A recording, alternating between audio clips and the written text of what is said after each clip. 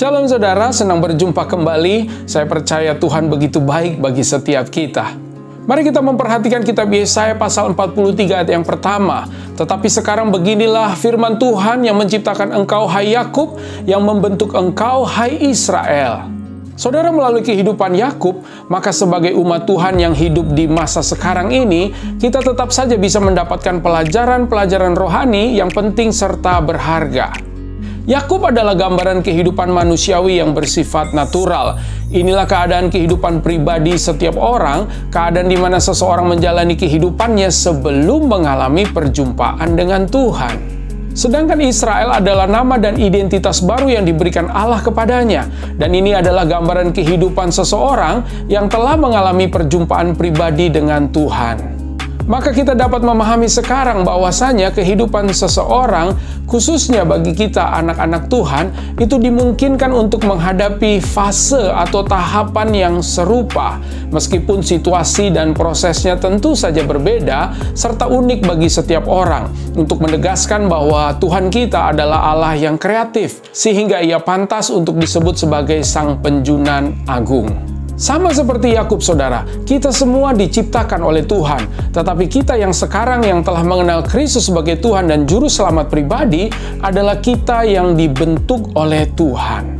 Secara singkat, bagaimana Tuhan membentuk Yakub menjadi Israel? Ini juga berarti bagaimana Tuhan membentuk kita menjadi umat-Nya.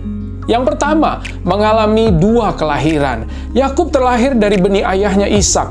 Yakub terlahir sebagai generasi ketiga dari bapa leluhurnya yang telah menerima perjanjian kekal dengan Allah untuk menjadi umat Allah, bahkan menjadi sebuah bangsa yang besar sebagai imamat yang rajani, umat pilihan Allah.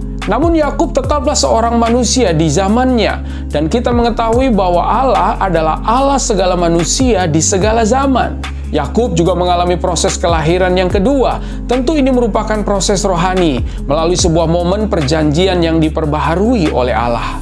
Di sebuah tempat yang bernama Yabok yang juga bernama Peniel, maka Allah mengubah identitas Yakub menjadi Israel. Inilah yang dimaksudkan dengan kelahiran yang kedua bagi Yakub. Maka sama seperti Yakub, Kristus telah melahirkan kita kembali melalui kematian dan kebangkitannya. Dengan iman, maka Allah membenarkan kita dan menjadikan kita anak-anak-Nya. Bahkan kita juga dapat disebut sebagai Israel rohani. Yang kedua, melakukan kesalahan dan menebus kesalahan. Yakub telah melakukan kesalahan yang besar. Ia telah mencuri sesuatu yang sangat berharga yang merupakan kepunyaan kakaknya, yaitu hak kesulungan. Namun setelah perjalanan kehidupan yang panjang, Yakub berhasil menebus kesalahannya dan kembali ke rumah ayahnya, saudara. Maka sama seperti Yakub, seakan Tuhan mengizinkan banyak kesalahan dan kejahatan dosa yang kita perbuat, baik kepada Tuhan maupun terhadap manusia. Namun karena kasih kemurahan Tuhan di dalam Kristus, maka Tuhan menyucikan kita, serta memberikan kemampuan di dalam penyertaannya kepada kita untuk menebus segala kesalahan dan memperbaiki relasi kita, baik kepada Tuhan maupun relasi kepada sesama. Yang ketiga, menjalani tahun-tahun pergumulan. Setelah melakukan kesalahan, maka Yakub memutuskan untuk keluar dari rumah ayahnya.